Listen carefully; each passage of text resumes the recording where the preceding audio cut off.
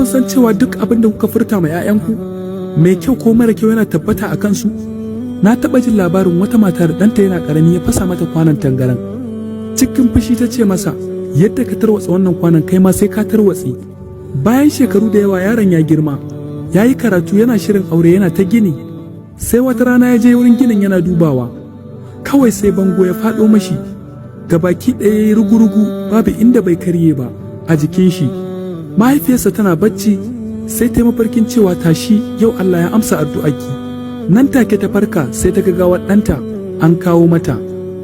Sai ta tuna da maganar da ta masa tun yana yaro.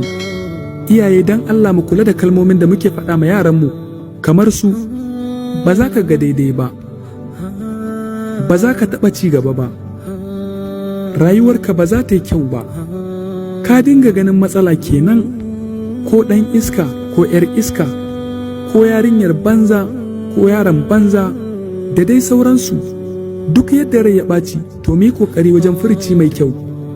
Wata uwa daga cikin magabata ta kasance da ɗanta mara jin magana, amma duk lokacin da ya mata ba daidai ba sai ta ce masa Allah ya sa ka zama limamin Makka, kuma fa ba a garin Makka suke ba, amma sai da Allah ya amsa mata addu'arta.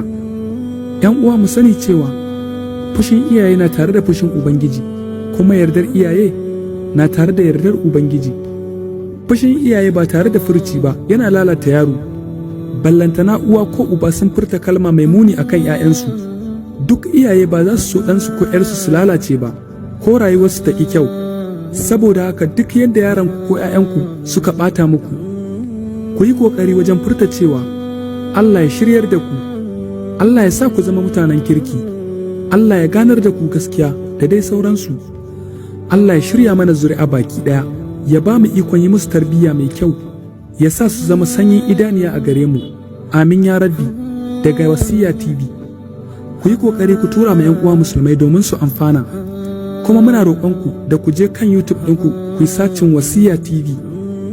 Idan ta zo ya ku shiga ku danna mana alamar subscribe, ku danna alamar ƙararrawa domin idan mun saki bidiyo ku same shi a kan lokaci.